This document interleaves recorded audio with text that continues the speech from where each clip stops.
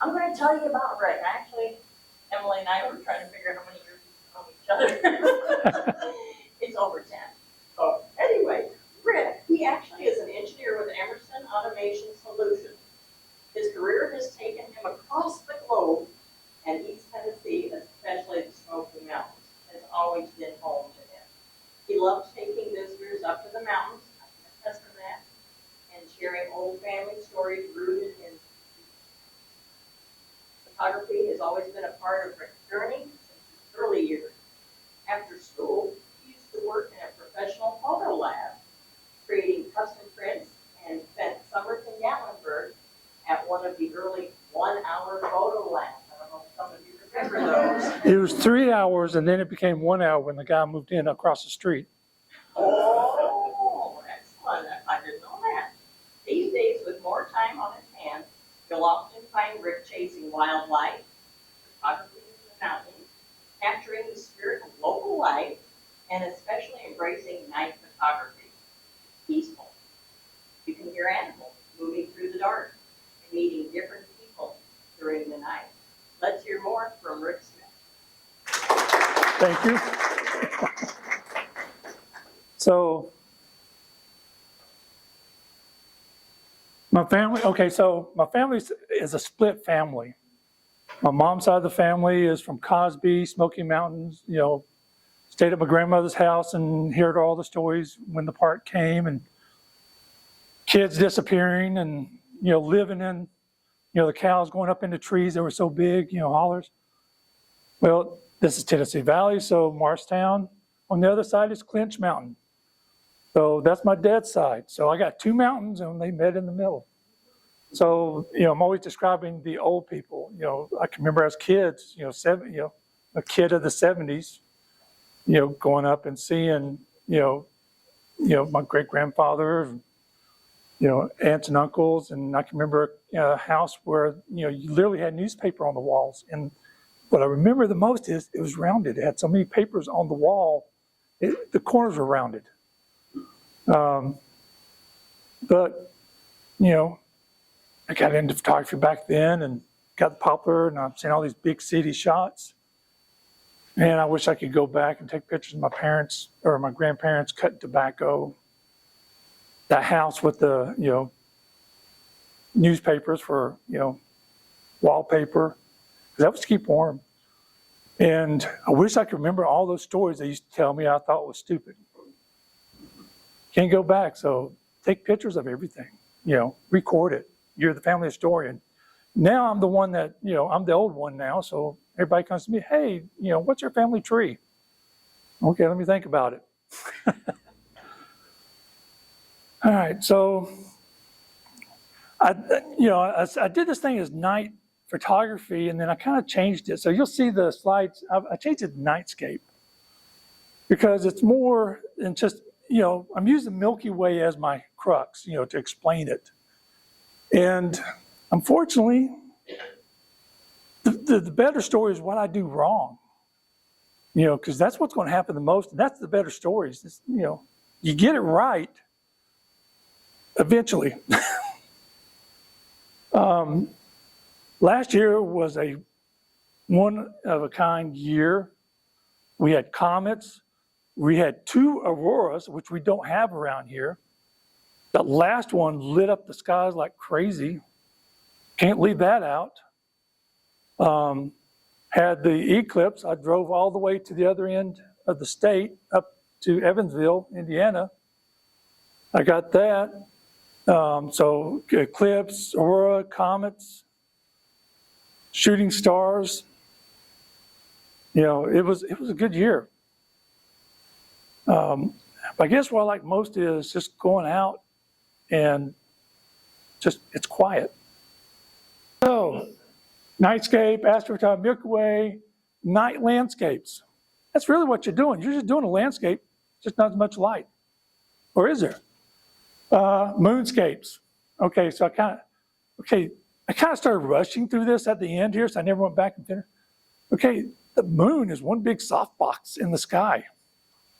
You want to take pictures at night with stars? Do it on a full moon. You got the mountains.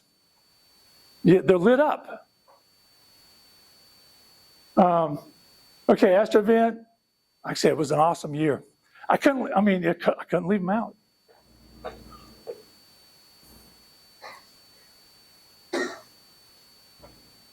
Big way. Okay, so here's a trick question. And somebody can jump in when they catch it later on in the presentation. So this is a setup question. Milky Way and stars do not move. It's the Earth rotation that moves. But yet, some stars move faster than others. And we'll run your picture. Okay, so that's the setup.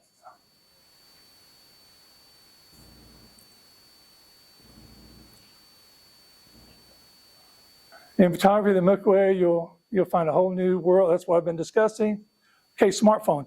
I wanted to keep this at I'm trying to stay out of the advanced stuff because that gets deep really quick. So I'm trying to, the smartphones are really, and I really saw during the aurora, they were telling you, if you want to see the aurora, go out with your smartphone. You might not see it, you might see a little glow or something, your phone will pick it up. And I've got a Pixel 9 or 8, 9. It's got an astro mode. The trick is knowing how to get to it. So practice with it. And some of the pictures out of it, I'm not done one. I should if I'm talking about it, but I'm going to try it more often.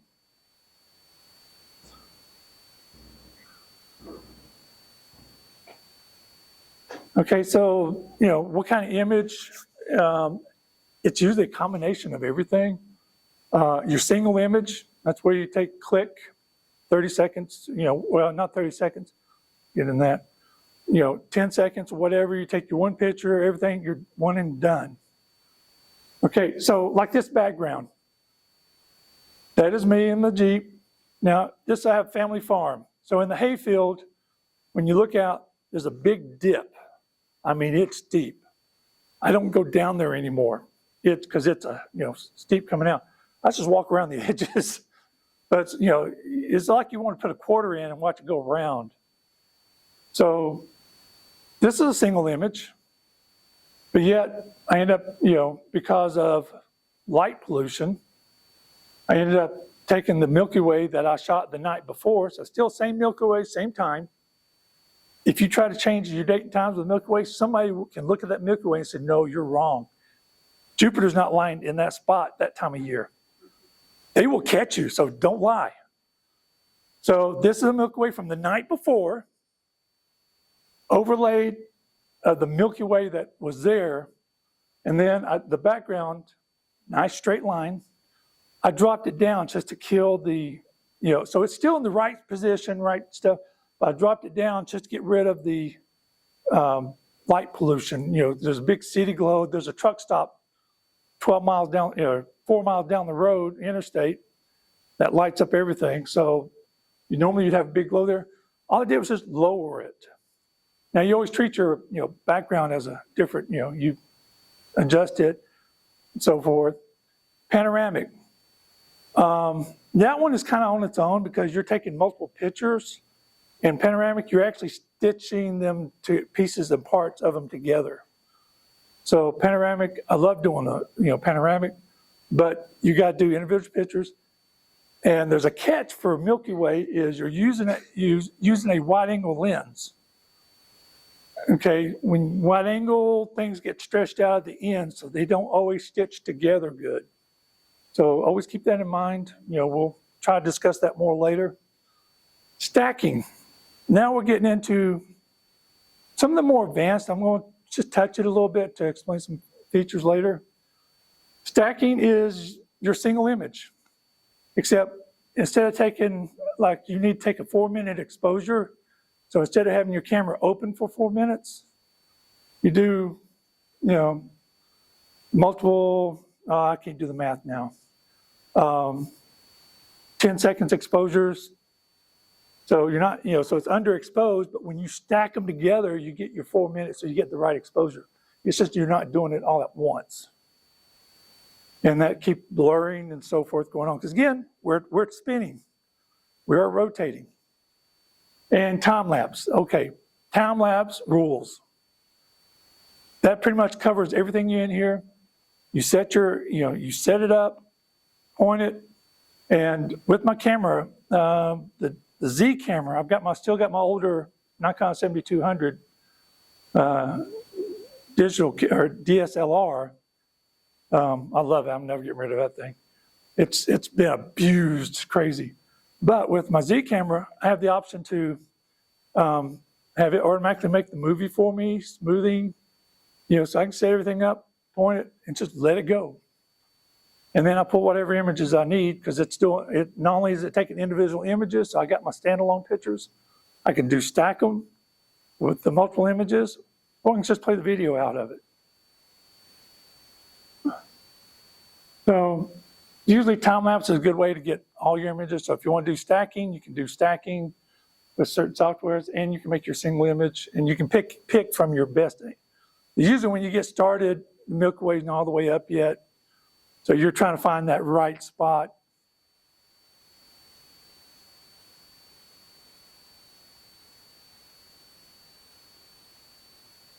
Okay, smartphones. DSLR mirrorless. Smartphones, whether it's an iPhone or Android, there's probably an app for it. The last 2 or 3 generations, because I don't know what they call iPhone generations, is 15, 17 now or something. 16? All right. They use computational photography. The explanation I use for stacking, where you take short bursts, they take multiple pictures and stack them. And they do a little bit more too, and I'll discuss that here in a little bit. DSLR, you want something that's weatherproof, cheap.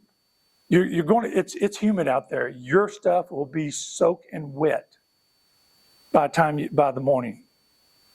So on the soak and wet part, I take a poncho or I take a towel and I'll lay over my camera. Usually I've got this going. Sometimes I don't even set this up because it's a little hard to set up. And not hard, just time consuming. But my regular Z camera, I've got it on a regular tripod, pointed. I've got a little tree on the left or right. I got it framed. And I just let it go, and I'll put a towel or something over the camera just to take up the view. And I'll explain more of that later. But you will be wet, and your gear is going to get wet. Mirrorless, the future is now. Newer features, more sensitive sensors. So, my Z camera has the same 24 megapixel sensor that's in the DSLR 750. They say it's the same sensor, but they kind of fix the back end where it's a little faster, makes the things a little, the front end a little more sensitive. Same sensor, it's just, a new front end and a new back end every once in a while. And there's a really cool feature that I like with that one.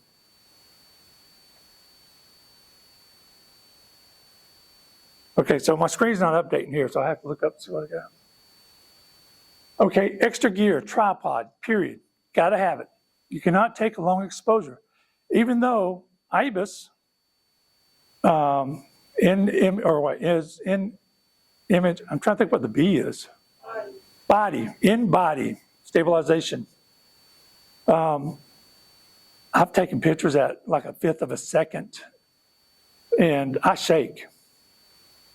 Give me some coffee, and I'm wearing my shoe. My shoes got drips.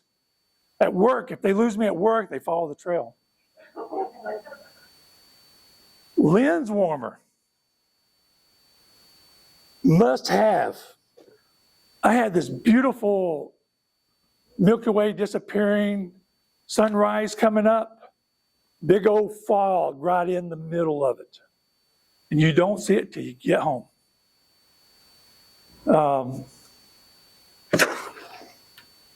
Simple USB, just to wrap around. They're cheap, buy 2 or 3 of them. Just wrap around the lens and leave your lens hood on. Again, it's going to get wet, dew, but if you keep it warm, it will not mist up or fog up. Also, these make good hand warmers. But you got to have extra USB power. So take a USB power. The Ryobi's pretty good.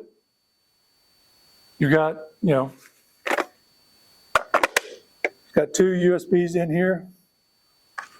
Flashlight, and it probably does the blinking thing. You got to click it 3 times to get out the blinking part.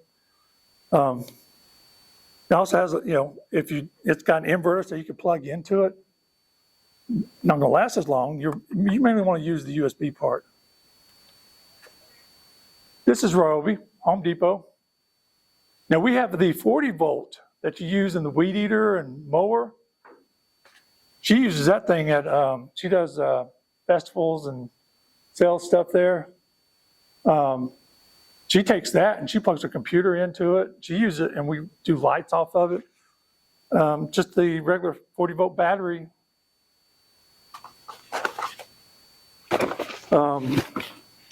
We got this lithium battery. It's for jumping cars off. It's got 2 or 3 USB connections in it. As long as you're sticking to USB, not trying to do the inverter, converting it over to AC, it'll last you all night. That's an extra gear too, is batteries. A Z camera, I can plug in a USB to it and it's going to stay charged. It'll charge and work off the battery while it's taking pictures. My older camera, you got to take I've got a little bottom piece that you put extra batteries in. Makes it bulkier, but you got the extra batteries in there for it to last, because it will only last maybe an hour or so. Might help I got new batteries too.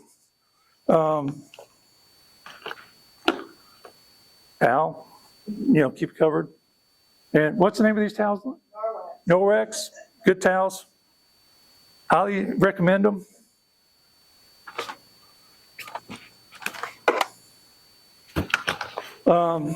So a USB power supply, and plug your phone into it too. Now to hold all that stuff is, you'll never lose anything again until you drag it out and forget it's in there. A pouch, just lens cap, you set your USB in here. Don't leave home without it. It's just, I'll find, there's pieces here that, you got a little clip here, I'll go there, check my pocket, and a week later I'm trying to figure out where it's at. If I put it here, when I start breaking things down, it's here. And also, you don't have to worry about running a long cable, as long of cables, so forth. Blanket, it gets cold.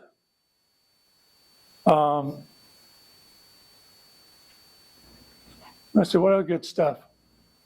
Let's see, I've taken out she grilled hot dogs for her grandson with a little alcohol propane stove. And a wagon. Have something to carry it out there. Now, if you do foothills, you can just, back up and open your door.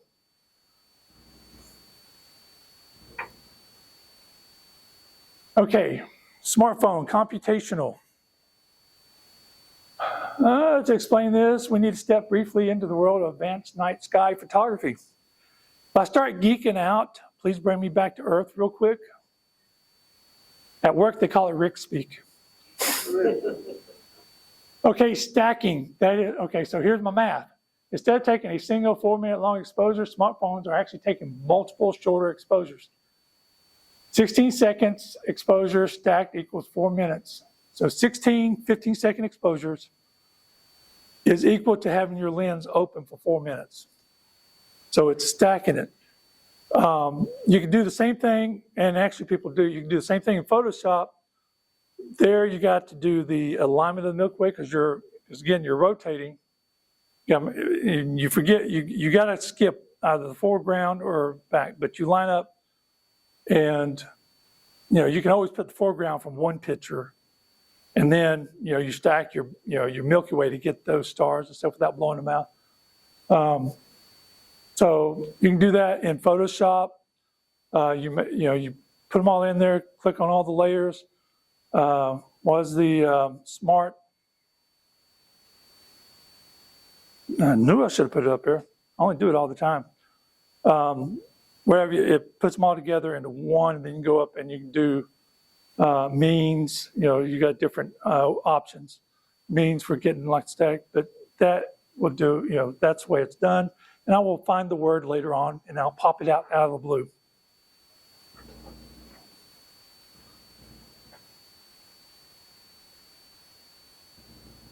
Okay. Mirrorless and DSR require specialized software to do the same. There's actually free software out there, CCOR being one of them. Yeah, CCOR, I've got it toward the end here.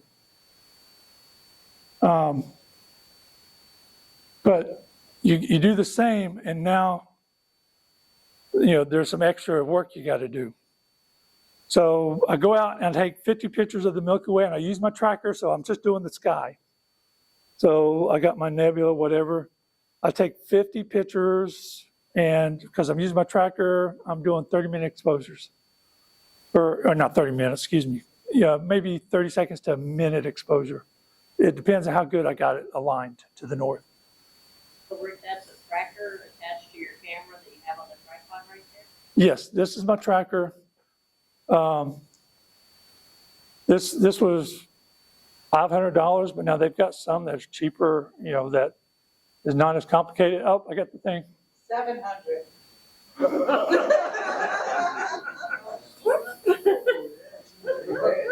Inflation is great.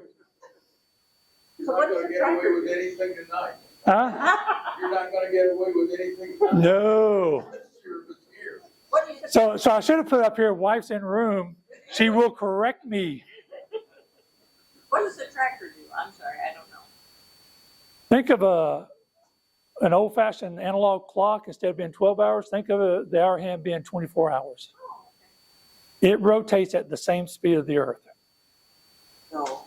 So Yes. it took me, when I got this, I set it up. I didn't think this thing was working. I actually, put a camera on it and pointed at the wall or something on there. And then I kept looking at the pictures to see if it was moving. But this one has a guide scope in the middle of it. So I can point up, and I've got a piece coming up here. I got a thing up here to kind of describe it. So when I get to it, and I got tape all over it just so I can see that it's moving. Aiming at the North Star, the Polaris.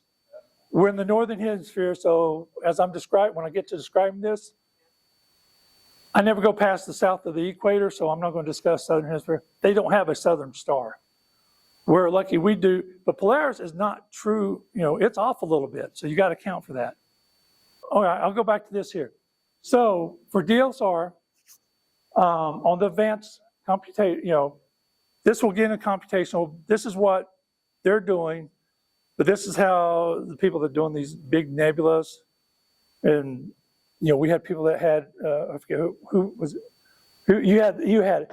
Yeah, here I am being told Rick's going to be doing a Milky Way shot, and then they have a photo contest. Here he is with this big nebula shot that's beautiful, and Jeff, he's up there.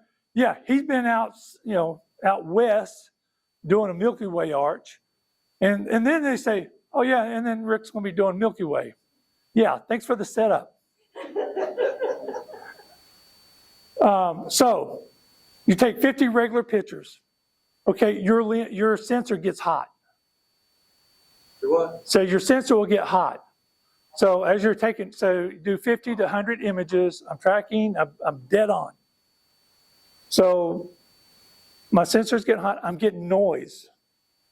So at the end, so you're supposed to do it kind of in between, but I don't want to mess up my time lapse. But you have to do it right then or right after you finish your shots. Is you won't put the lens cap on and let it keep taking pictures. That's your darks. So your darks is basically the same exposure, except you've got a lens cap on, they're black. They're darks. And that will have the noise. And also you discover you got some dead pixels in your camera too. So that is your noise, so forth, everything. And then in software,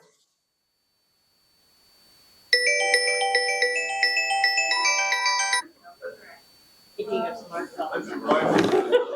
yeah, potential spammer. She's calling me and say, you're wrong. Gotta speed myself up here. So with the darks, you take it at the same time, but your sensor has to be hot, so you gotta do it right after stuff. And I usually put my, and you want 10 to 20, depends. I'm lazy sometimes, I don't do them, I should. You got software that corrects for that stuff, right? What I usually do is when I start breaking down is I go ahead and let the camera keep taking pictures. I put the lens cap on and I just let it keep taking pictures and I'll put it in the car and eventually I'll turn it off. Now the catch is it's got a thing in there that says which one's, landscape, portrait. If you do that, make sure you keep your camera the same way, because if you set it, one at a bad angle, it becomes a portrait and it doesn't line up when the software tries to put it all together. But it uses that. Now, in the same way, there's called, and this you don't have to wait. You can do this at any other time, but it's recommended you do it right at the same time, is your flats.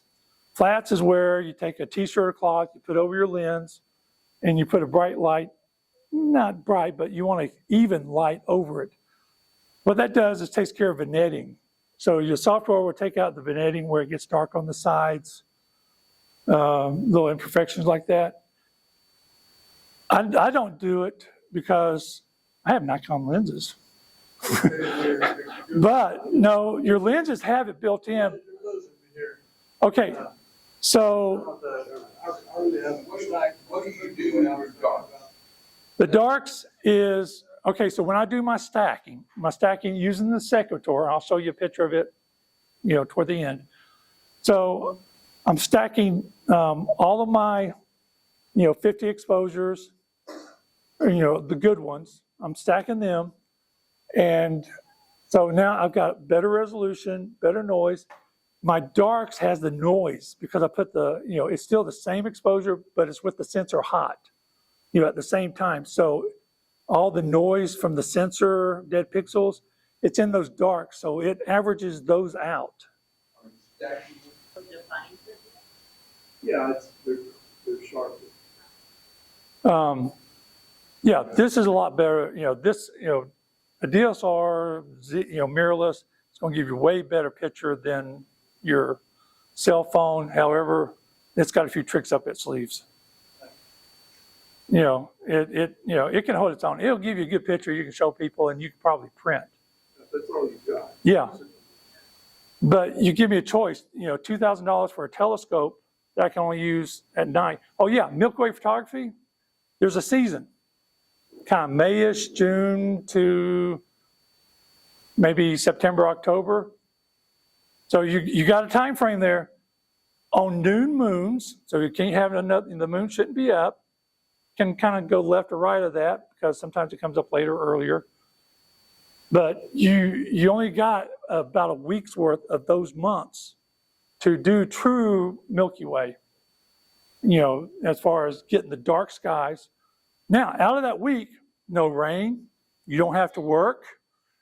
There's not a forest fire in Canada and bias. So for telescope people, they do this all the time. They live by this. But if I have $2,000 to buy a telescope or a lens, it's like, I can use that lens. My wife's been wanting a telescope forever, and it's like, yeah, but this lens really worked better. You can use it.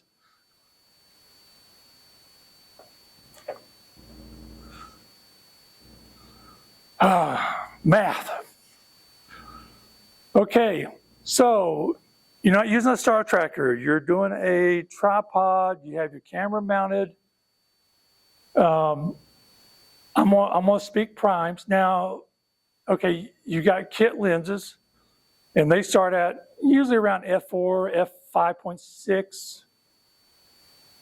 It's not bad because you can turn up the ISO, but the ISO, more you crank up the ISO, the more resolution. There's a lot of resolutions in the Milky Way. There's a lot of colors there, stuff. But to get those colors, you got to have your lens open, gather, more light you gather, the more the colors and details you see. If not, you should crank up the, contrast till, it's just blasting. But, you want to soak in all that light. And if you can soak more light you can pull in, the less higher up the ISO ladder you go. It's the old triangle, it giveth and taketh. So on a full frame, so wider lens, longer exposure. So I shoot with a 20 millimeter 1.8. So with my 20 millimeter 1.8, they have rules, MPF rules, and then there's the 50. The 50 rule, and I don't say how you became well, probably did in the old days, but you divide 500 by your meter of your lens.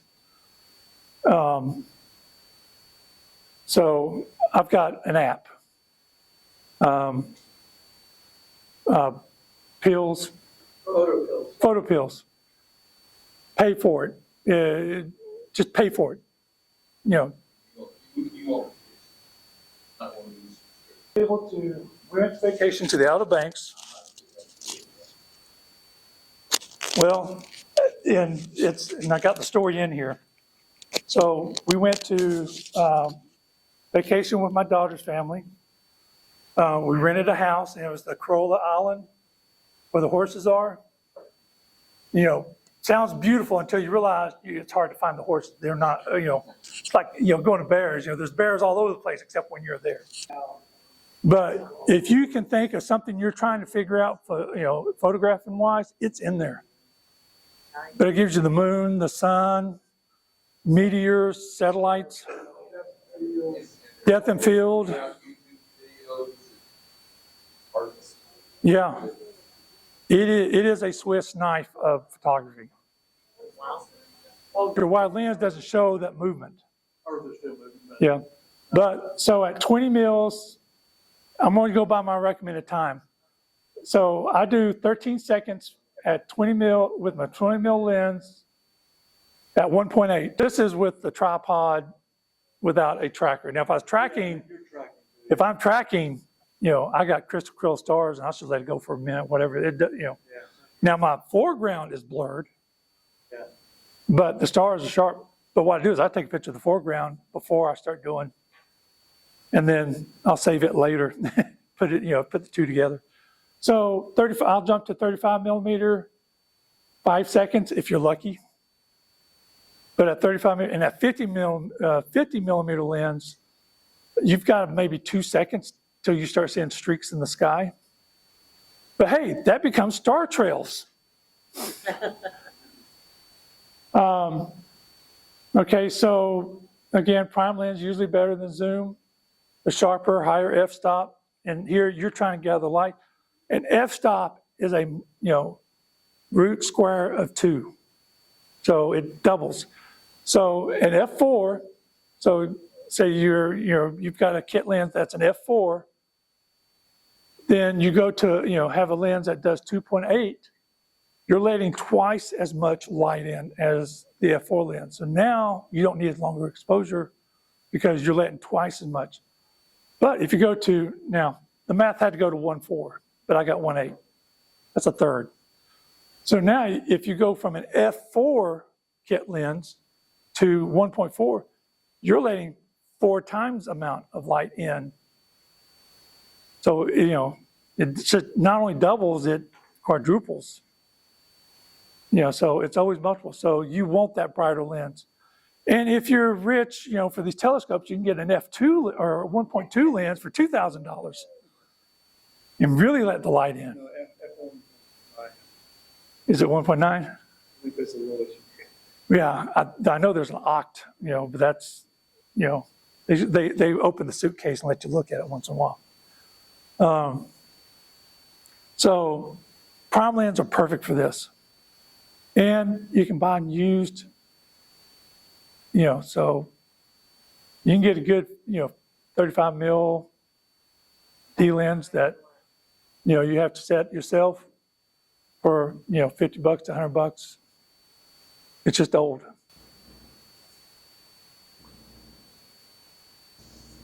ISO. This is where the Lord giveth and the Lord taketh. Not enough ISO. No color, grainy, unusable images. Most people's pictures, they complain about the noise and stuff. It's, if you get the right exposure, ISO-wise, you'd be good. So you're always trying to go with that lower ISO, just let it rip. Let the camera, you paid that money for that camera, let it go. Just, too much ISO. Stars will be blown out, as in looks like a cell phone camera or smartphone camera, with the white dots. Stars will be blown out, nothing to recover. Light pollution.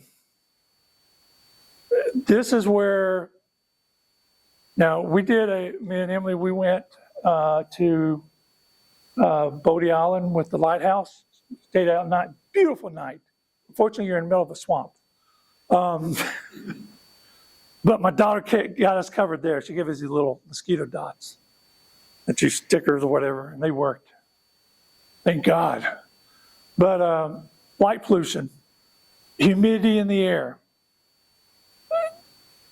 So yes, I want that 1 minute exposure with my tracker, but longer my exposure, the more light pollution will come. Especially, you'll see light pollutions from, on the Cosby Foothill Parkway on the Cosby side, you'll see the glow of Asheville, North Carolina, when they're powered up, not out.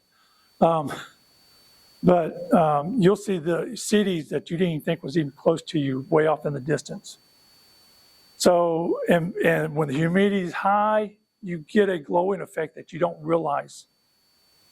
Hence that's where I drop the exposure down a little bit.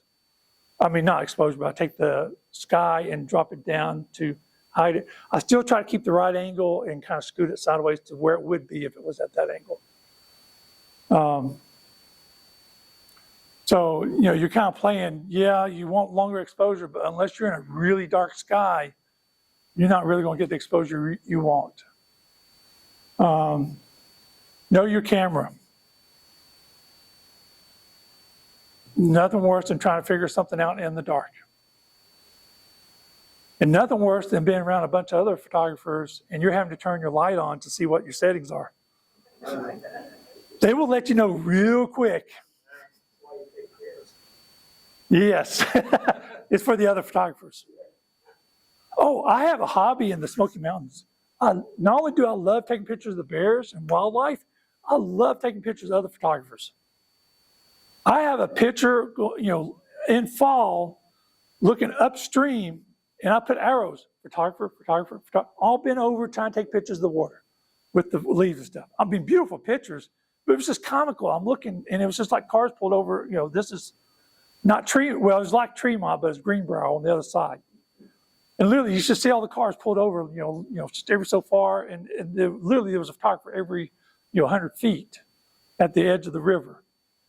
So I always I take pictures of them on rocks, under the bear with the mouth open. And I said, if that bear shits or falls, now we try to get our pictures, but then when the warden shows up, the park people, she comes out and she turns on everybody. She becomes, here, I'll get the people out here. Get out of here. She runs everybody off. Okay, I float between 800 to 6400, on my ISO. Major factor to me is the local light pollution and video time lapse. So I'm doing video also. So my camera has the option to do interval collection. So it's taking a picture, and I have my pictures, but also it will do video and does it really well. So I'll try to expose for the video. There's a thing called ISO invariance. I don't feel like getting into that, but basically, no matter what you set your, I've got 2 ISOs that my camera actually works at. It's a gain, like cranking up the gain of the volume. Mine does an ISO of 800, and then there's to photos. If I go to 1600, ISO 1600, it's still taking it at that 800 ISO. It's just pulling, it's just pulling up the gain on it to where it's showing. So, expose, you got to get your exposure right with the right ISO, but your camera's actually playing with you. It's really doing it like mine does it at 800. That's a whole different story. And I'm just saying that because somebody's waiting to see it. So look up your ISO, and it's photons to light to photons, something like that. And they'll have your camera in there, and you can figure out where your camera's sweet spot is. Photon, okay. And there's only 2 charts I really understand in there. Okay, so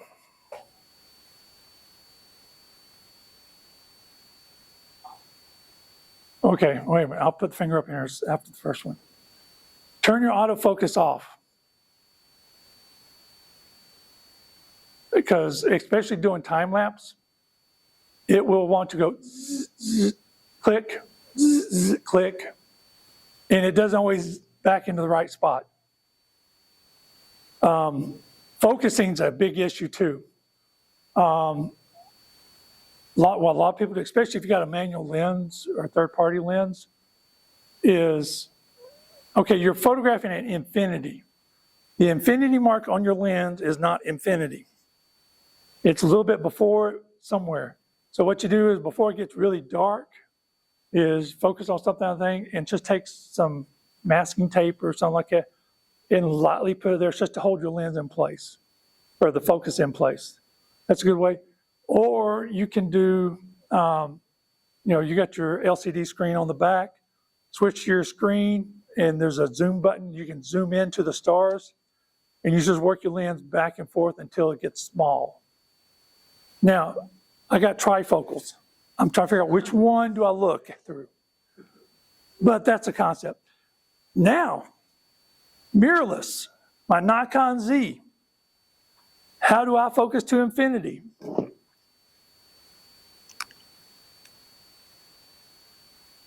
I turn it on.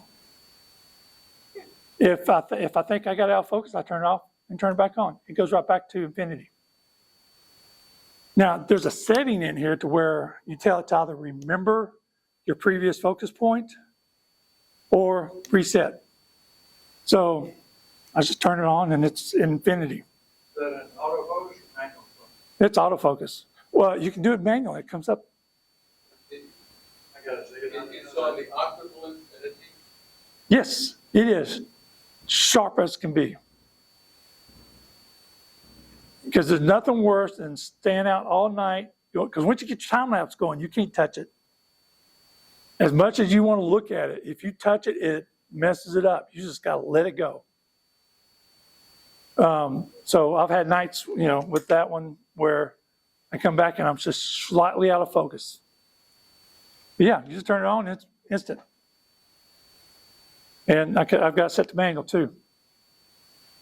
But it is nice when you're in the dark and you're trying to see, because even also when you're on manual on the mirrorless, you've got your red focus or your depth field, so you can kind of see in when you look through the viewfinder on the back screen, you get your red showing where you're focused at. So you can do that and you'll see your stars go red, the red overlay. So that works also for mirrorless. So mirrorless really has the advantage there.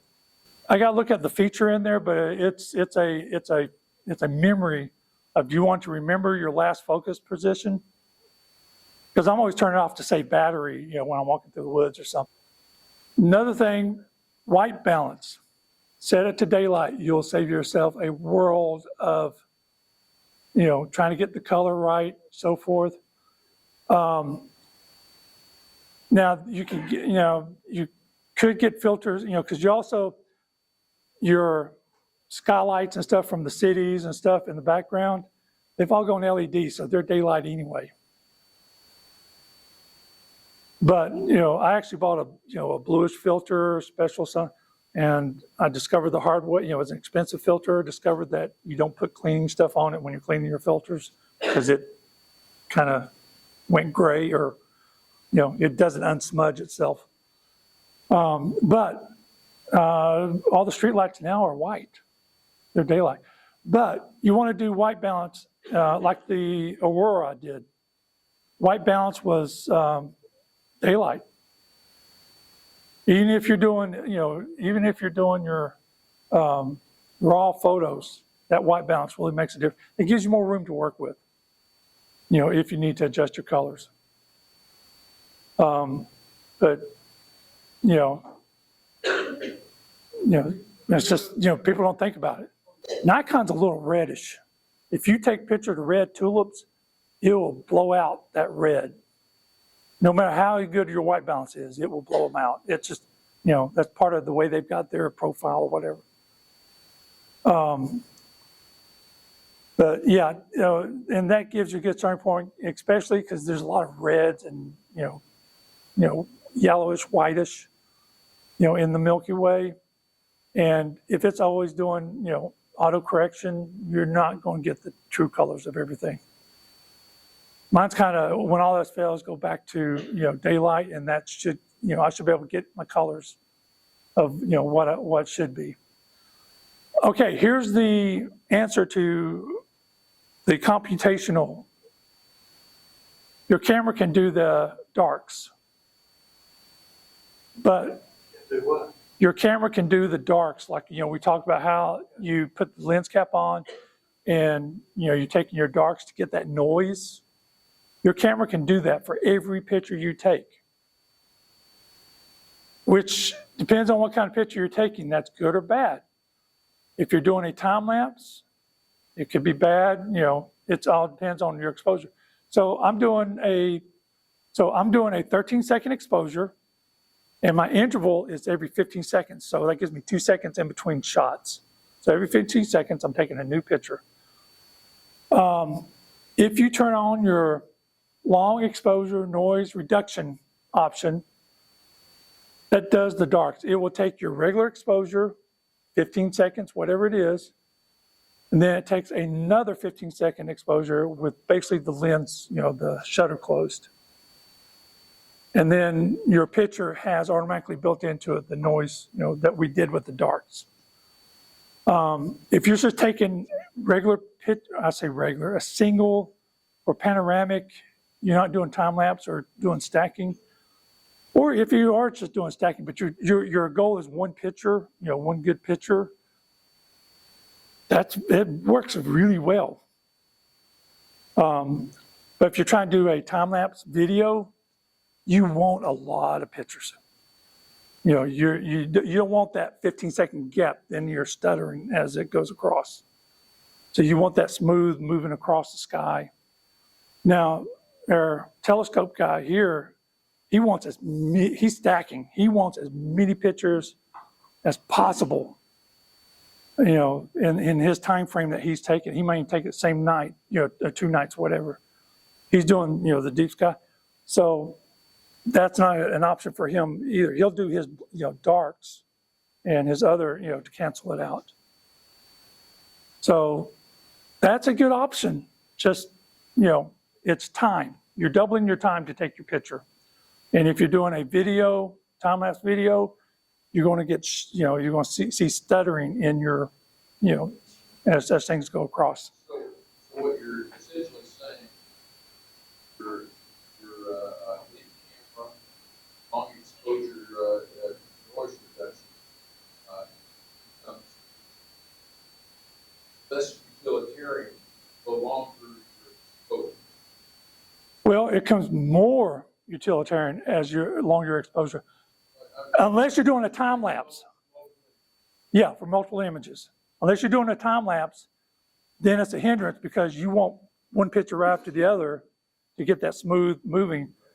But this here, say if I'm on my star tracker and I'm just doing the sky, I've got 1 minute exposure of taking the picture, then I got to wait another minute before, because it's taking another picture with the shutter closed. So that's going to, that's 2 minutes between shots. So you got to balance it out, but it does work good. A lot of times on YouTube, they say, I want as many pictures as I can get. They say, don't use it, turn it off. It's there for a reason. It works.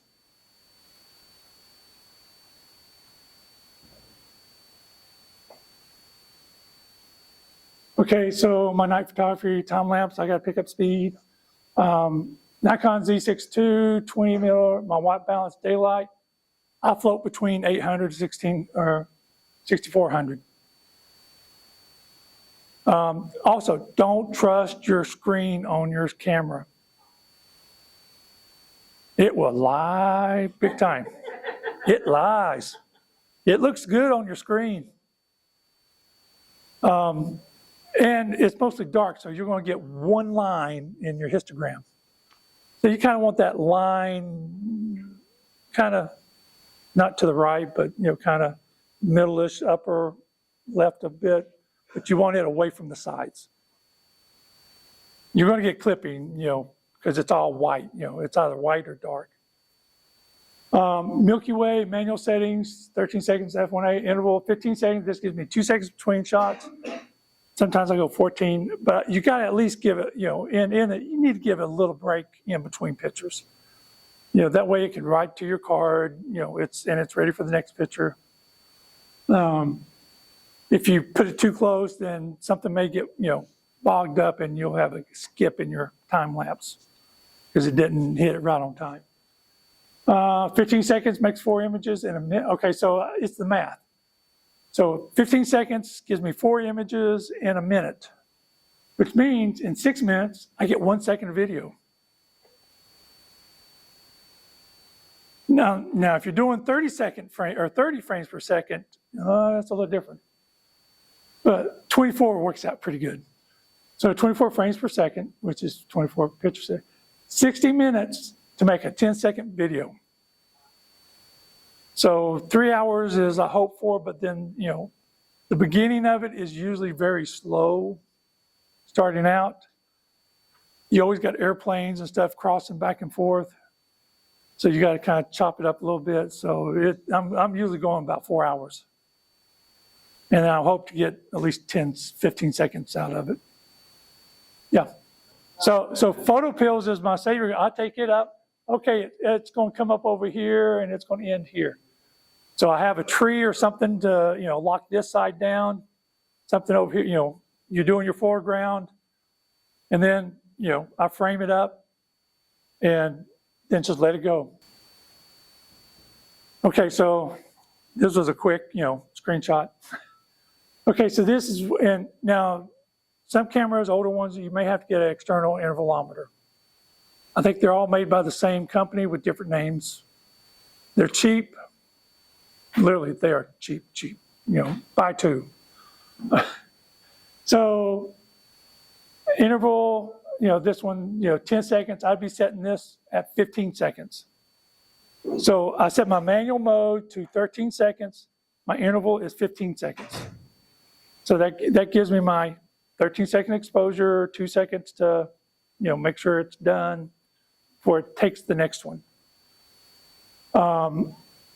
And I guess this is the way Nikon does it, is how many intervals times shot. So here they're doing basically 5,499 intervals and times 1. I've got the capability to do bracketing, so I could say I want this many intervals times 3, so I could do a bracket, not Milky Way, but something else. That's what that 1 is. So that could be 2 or 3. So it could do a bracketing, plus minus an exposure of some kind. So I would set that up to probably around 700 something. I think I had the math earlier. Exposure smoothing.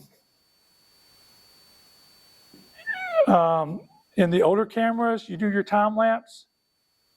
They, like an old camera, you get the flashing, it doesn't smooth out. It's a flashing, irritating, and you used to have to get software that would smooth out the exposure between image to image. But it's like a shutter effect when you do it and you don't have the smoothing. Nikon, it does a good smoothing, so you don't see that flickering from exposure to exposure. It's adjusting your exposure just slightly with the ISO to make sure the images match from one to the next. And silent photography, of course, it's it leaves the lens open or the shutter open. So you want those things turned on your camera. Yes, Doing time lapse. yes. And in the Z camera, there's one more setting now. And used to, there's interval shooting, and then there was a time-lapse, there's an interval movie. So you could do video where it doesn't save the pictures, or you could do interval, which was all the pictures, but no movie. Now you can do interval, and there's an option to save it as a movie too. I do both. And a lot of times that movie's all I need.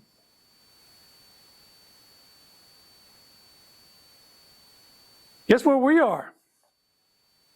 Location, location, location, as a realtor wife of mine said. Location, you want dark skies. Lily Bluff, excellent except for toward the south. There's a big glow of the prison, Brush Mountain Prison. Because I thought it was Wartburg, and they said, no, that's the prison doing all that light. I said, well, it makes sense. They want to make sure nobody's getting out. Make sure the location allows overnight. Lily's good. It's got bathrooms, it's a little wood trail that I wish they would put little reflectors on so you could see your way through it easier. Do not take your wife to, when there's a short trail in the bathroom, you got to go through that trail. Don't take her during the night without, I should have went during the day, earlier so she could see the trail and see her way around.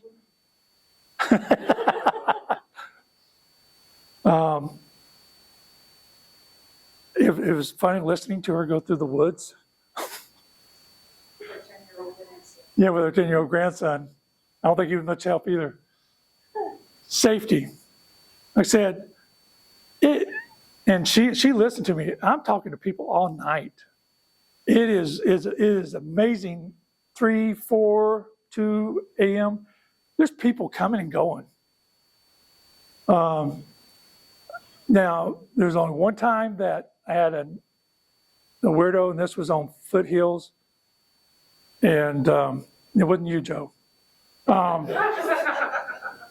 No, okay, I'm a big guy, and I'm pulled over to the side, side of foothills. It wasn't my normal spot, but I'm pulled over the side of the road. I got my spot going, and I seen the car go up and down. You get to learn which cars are going, because you got other photographers out there, and they're looking to see if you got a better picture shot than they're getting. So everybody's looking to see who's got the better spot, and they'll join you.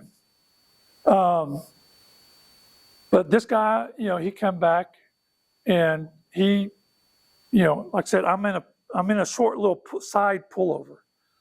He's coming down the hill, and he pulls right in front of me with his lights on, right in my, windshield. Okay, I don't like lights or brake lights coming on. And he just sits there and look at him, and I can see it. And so I get out, and I stand there, and I walk over. And he says, what are you doing? I says, I'm, taking pictures. So is that a telescope? No. He says, well, you look cold. You want to sit down in my car? No. A little bit. And he says, you should, why don't you get in here and warm up? No. Okay. I'm 300 plus pounds. I'm not fitting in your little car, much less getting into it. And, it wouldn't end good for you either. And I'm not that type of person, but it's like, it's a weirdo, and it's like maybe he has something interested with, goatees and big guys. I don't know. Crowd safety, Stellarium. That's a free software, on site. You go and you can see the Milky Way. You can set the time on it. You can see where it's coming up and going by north, south, east, west. Forest fires, we talked about that. Starlink, those are the biggest pain in the butts. Here's my joke. This is the middle of it. Okay, during the night, you got this peaceful night. 20 minutes before sunrise, a photo workshop from Gatlinburg shows up in 4 freaking cars. They jump out to get the sunrise. I've been there all night and I'm waiting. I got my spot. They show up 20 minutes, jump out. He sets them all up. They get their pictures and they're gone. And I think there may be a fifth car over there, but no, I counted 4. Now, they were good people. But at the same time, there's a guy out of nowhere that's not part of them, comes over, wants to talk to you while the sun's coming up. What was I thinking? Okay, stack tracker. I've been talking about the stacker all night. You know, that kind of moves. So here, this is what I see through the scope under here. And depending, you know, on the app, I'm looking at it and I put Polaris, you know, wherever it says, you know, that's a clock position. So I put it on the outer circle because it's not dead center. But that's how I aim it. I'll take a GPS app on my phone, you know, my longitude, latitude, and I'll walk off and find a spot and put a little flag or something that's north. So I aim this north, and then latitude, we're around 36 degrees. So, you know, Earth's a circle, the equator's 90 degrees, we're about, you know, 36 degrees. So from Home Depot, I got my angle gauge. A stick up here, or a stick right here, set it to about whatever my GPS says, 36 degrees, whatever. I'm pretty much dead on for a 20 millimeter. Just without even looking through this, I'm pretty much dead on just by, make sure you do your north away from you when you mark it, because, you know, there's plus or minus 10 feet.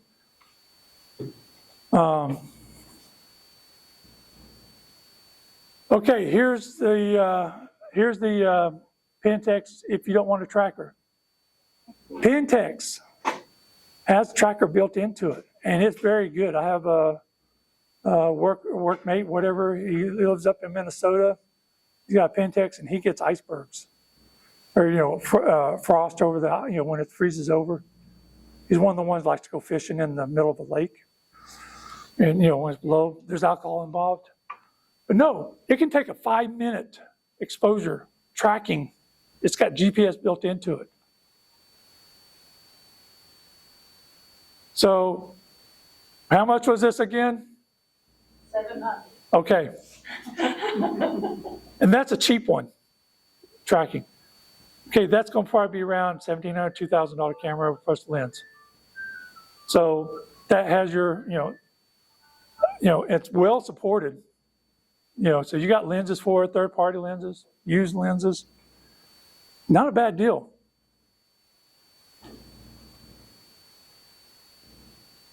Okay, iPhone, this is how I set it up. Okay, the other two I don't know, but Pixel phone, you need all of these, you'll need tripod.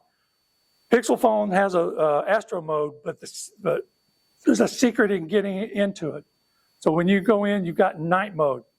If you put it into night mode and it's on a stand, example how she's got her camera set up there, when it's standing, it knows it.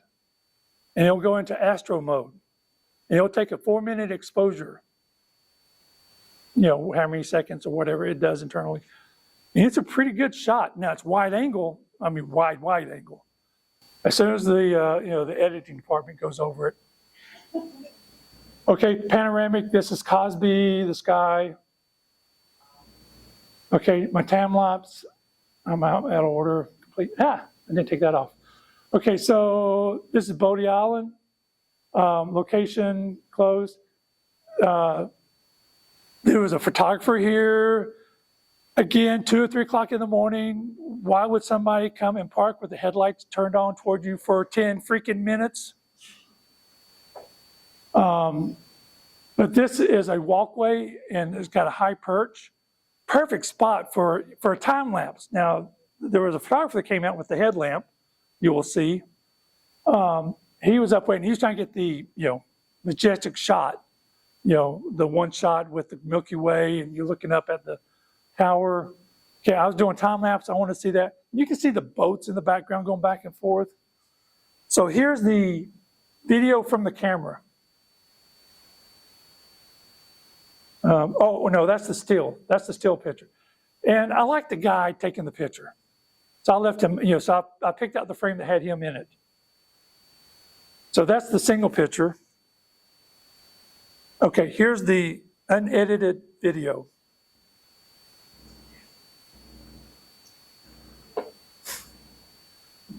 Oh, there was 2 cars that left the lights on, you know. You can start here. Oh, wow. Yeah, airplanes flying right over.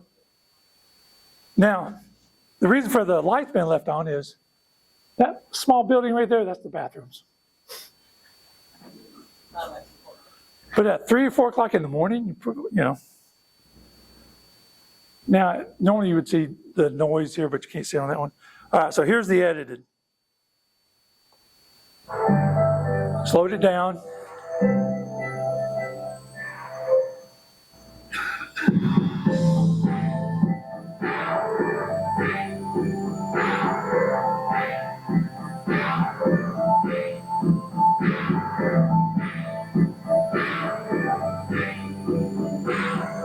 So I removed the guy with the lights on, but because he was on so long, you can see it shudder.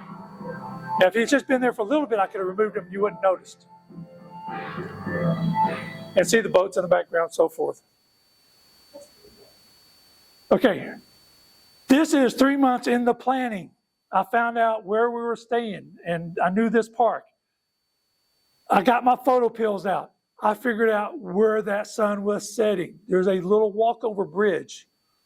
I'd figured out where to be standing. I could get that sunset coming down, reflecting off the water, coming through the bottom of that arch. I had it planned. It was a beautiful day. That sun was coming, except for the guy in the lawn chair sitting right there in the middle of it. So this is the well house. They do stuff. There was a wedding, so there's stuff there.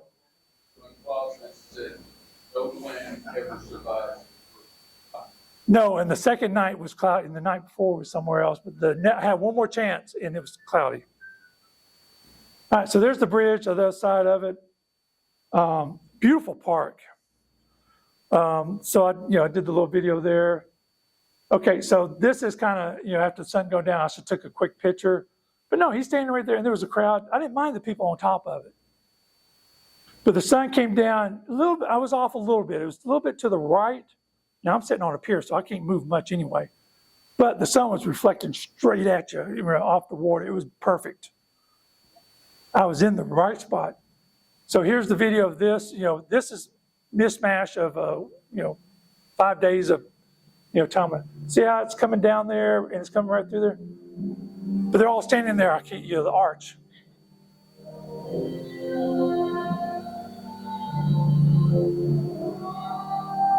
Where do you get your music? Google, YouTube Studio. They have a bunch of music on there, and you don't get dinged for using it.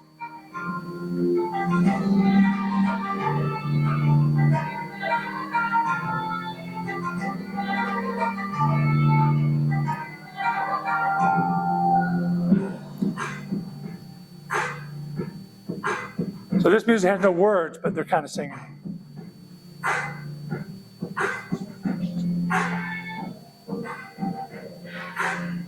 Now see, I like this one because I actually got a galaxy at the top.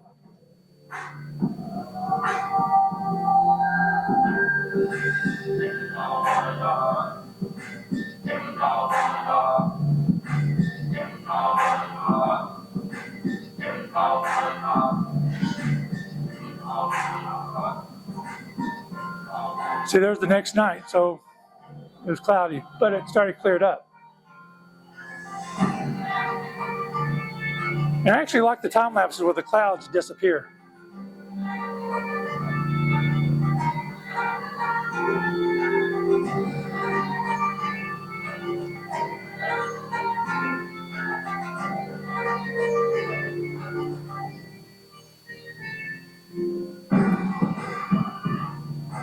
Now, because of the long exposure, the water is nice and smooth. Now, this is on the backside of the island. This is the freshwater bay area.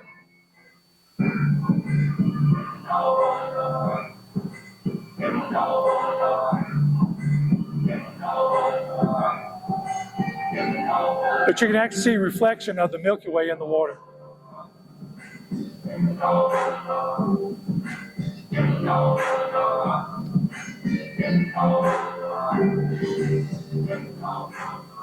my grandson stood out there with me all night.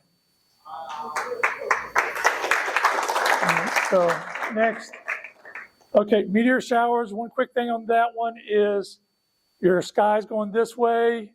Your meteors all coming from one direction, one area. You're going to have to do some editing to make sure they're all shooting the same way, because as we're rotating, they're coming from different directions. So to get them coming in the same direction, you got to go through it. And here's the moonscape. See how the moon lights up the mountains? Now, I was trying to get a friend of mine, girl, she does gymnastics stuff. I wanted her to come out and just do a portrait of her there.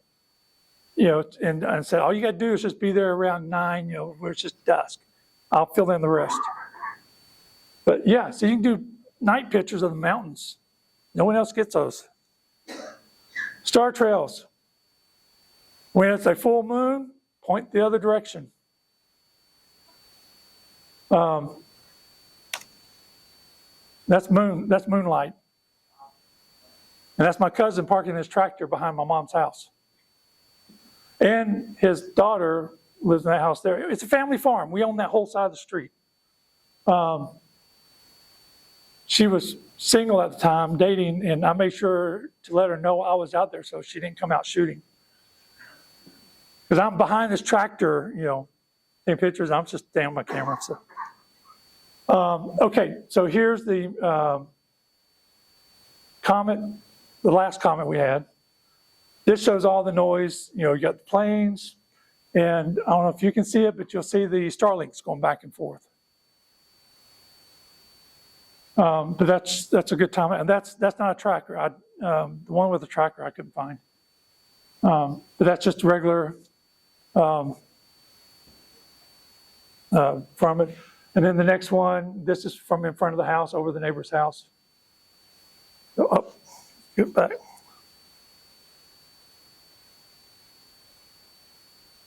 Hang on, okay. Hurry. Aurora. I've never seen one before. First one, but we was at a graduation. When we got home, the sky was pink. And so we got to get out of town to get a good picture of it. By the time we got out of town, we saw something off in the distance. Second one, we nailed it. This is from the camera exposure. I do RAW/JPEG. So I'm pulling the JPEG straight out of the camera on both of them. White balance counted big time here. I did 2 second, instead of doing the 15 second, 13, 15 second exposure, I did 2 second exposures at 3 seconds in interval. Reason is I wanted to get those bands. From that first attempt, I realized, if I do my Milky Way time, it's a blob. And I wished I cranked it on up and did, maybe 1 second to get those bands in there, because that's what, that's the dancing. And my vision was to get the bluff, somebody looking out the bluff with it going behind it, but it was so lit up, it was coming from all around us. But I should lighten it up and because I like the people on the bottom taking pictures with their phones.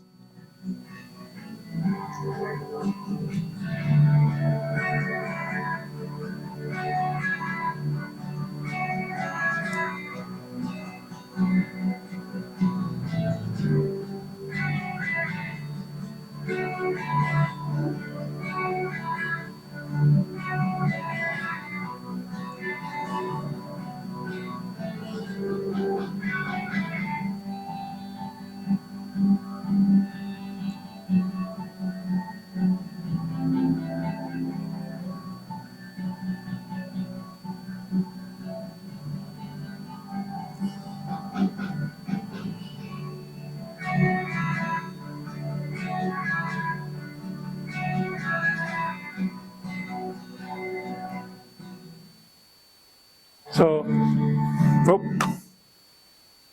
okay, and that's pretty much it. I did screenshots of the other programs here. Nikon, they have an NX program for doing your pictures stuff. I use Lightroom to do my major editings, but I download my videos and Milky Way images with NX Studio because I don't want to load up my Lightroom with all these hundreds of pictures, one after the other. But also,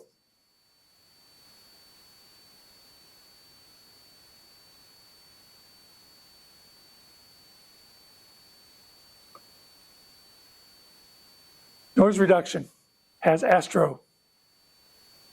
And this has the secret sauce. I can get pretty much noiseless JPEGs at 9 megs. Before they did this noise reduction stuff, just straight out, if you get the JPEG out of the Nikon camera itself, there's very little noise in it. Now, I'll see the noise in Lightroom, but if I take my RAW and pull it out of the Nikon software, you won't. It's nice. And DaVinci, for doing videos and stuff, it's free. There is a paid version, but if you get to the level, you'll know if you need paid version. Good luck getting to that level. Here's Sequator. That's for doing stacking, your darks and stuff. There's another one that's a free one. And then there's Siri I just found. Good luck. That's Python scripting. It is up here. So that's it. Thank you.